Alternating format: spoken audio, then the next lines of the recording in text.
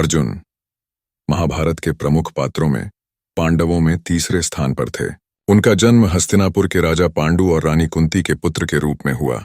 अद्भुत घटनाओं से भरी उनकी जीवन यात्रा ने उन्हें एक महान योद्धा और आदर्श शिष्य बना दिया। कुंती का आर्षि दुर्वासा से प्राप्त मंत्र अर्जुन के जीवन का आधार बना। इस मंत्र के माध्यम से इंद्रदेव का आह्वान कर अर्जुन का जन्म हुआ, जिससे उन्हें उत्कृष्टता और वीरता का उपहार मिला।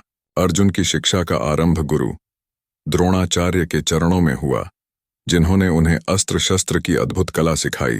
द्रोणाचार्य ने अर्जुन को उनके सशक्त साधन बनने की प्रेरणा दी, जिससे वे धनुर्विद्या में निपुण हो सके।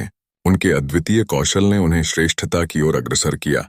उनकी प्रशिक्षण के दौरान एकलव्य नामक वनवासी ने भी धनुर्धारी बनने का प्रयास किया, परंतु गुरु दक्षिणा के रूप में अंगूठा खोने के कारण एकलव्य का सपना अधूरा रह गया, जिससे अर्जुन की प्रतिभा को और मान्यता मिली।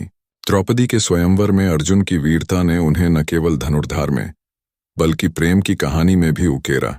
वे मात्र एक धनुष के संकेतानुसार मछली की आंख पर तीर मारकर द्रौपदी को जीत लेते हैं। इस प्रकार द्रौपदी की जीवन संगिनी बनकर अर्जुन ने अपनी क्यारणिकता और संघर्षशीलता को और मजबूती से प्रस्तुत किया।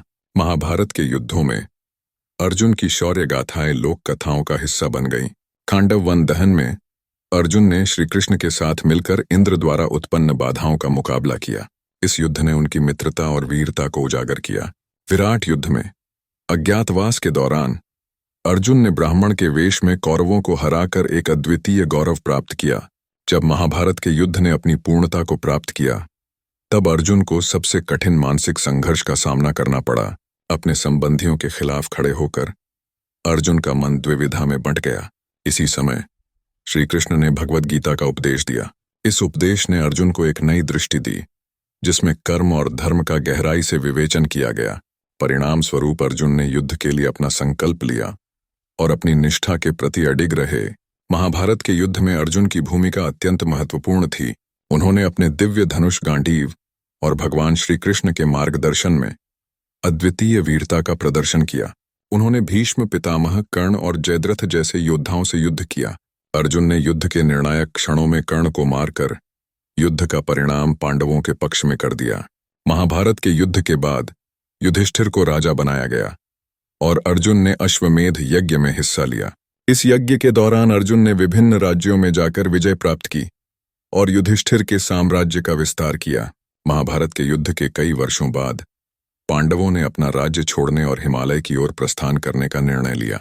अर्जुन भी अपने भाइयों के साथ स्वर्गारोहण की यात्रा पर निकले। इस यात्रा के दौरान अर्जुन ने अपने सभी मोह माया और बंधनों को त्याग दिया और अपनी आत्मा को मुक्त करने के मार्ग पर चल पड़े। अर्जुन की जीवन यात्रा महाभारत की केंद्रीय धारा का प्रतिनिधित्व करती है। उनकी वीरता, उनकी धर्म के प्रति निष्ठा और उनके जीवन के संघर्ष ने उन्हें एक आदर्श योद्धा और शिष्य बनाया। अर्जुन का जीवन हमें धर्म, साहस और कर्तव्य के प्रति समर्पण की शिक्षा देता है।